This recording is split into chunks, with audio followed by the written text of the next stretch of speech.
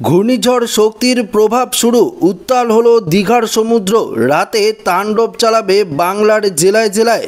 বন্ধুরা, ইতিমধ্যেই বঙ্গোপসাগরে যে গভীর নিম্নচাপটি তৈরি হয়েছিল সেটি কিন্তু ঘূর্ণিঝড়ে পরিণত হয়েছে, যার প্রভাবে উত্তাল হয়েছে দীঘার সমুদ্র। শুরু হয়েছে প্রচুর পরিমাণে ঝড় বৃষ্টি। ইতিমধ্যেই সুন্দরবন উপকূলে জলোচ্ছ্বাসের সতর্কতাও রয়েছে। পাশাপাশি পাথর প্রতিমার বাঁধ উপচে নদী ও সমুদ্রে জল ঢুকছে লোকালয়ে। আতঙ্কে প্রহর গুনছে নদী পাড়ের বাসিন্দারা। দুর্যোগ মোকাবিলায় তৎপর হয়েছে প্রশাসন। উত্তর ও পশ্চিম মধ্য বঙ্গোপসাগরে ঘূর্ণাবর্ত নিম্নচাপ থেকে ঘূর্ণিঝড়ের চেহারা নিয়েছে। উত্তর পশ্চিম বঙ্গোপসাগরের ওড়িশা উপকূলের কাছে নিম্নচাপ এলাকার সৃষ্টি হয়েছে। আগামী দুদিনে এই নিম্নচাপটি আরও শক্তিশালী রূপ নিয়ে একটি ভয়ঙ্কর চেহারা নিতে পারে, যার প্রভাবে দক্ষিণ চব্বিশ পরগনা জেলা জুড়ে ভারী থেকে অতি ভারী বৃষ্টিপাতের সতর্কবার্তা রয়েছে। দীঘার সমুদ্রের পাশাপাশি সুন্দরবন সমুদ্র উপকূলবর্তী এলাকাগুলিতে প্রচুর পরিমাণে জলোচ্ছ্বাসের সম্ভাবনা রয়েছে। তো বুঝতেই পারলেন কতটা মারাত্মক শক্তিশালী রূপ নিয়েছে এই ঘূর্ণিঝড় শক্তি। জলস্তর যথেষ্ট বৃদ্ধি পেয়েছে। ইতিমধ্যেই জেলার পাথর প্রতিমার দুর্বাচটি পঞ্চায়েত এলাকার ব্যানার্জি ঘেরেতে সপ্তমুখী নদীর বাঁধ উপচে নোনা জল ঢুকছে লোকালয়ে। প্লাবিত হয়েছে বিঘের পর বিঘে জমি। অন্যদিকে নামখানা, ফ্রেজারগঞ্জ, এদিকে নারায়ণগঞ্জ, নান্দাভাঙ্গা, মৌসুনি, সল্ট, ঘেরি, পাথর প্রতিমার গোবর্ধনপুর সহ গঙ্গাসাগরের একাধিক জায়গায় বাঁধের বেহাল অবস্থা।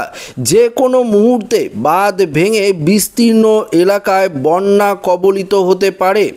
পাশাপাশি প্রবল বর্ষণের পাশাপাশি সুন্দরবন উপকূলে জলোচ্ছ্বাসের সতর্কতা রয়েছে।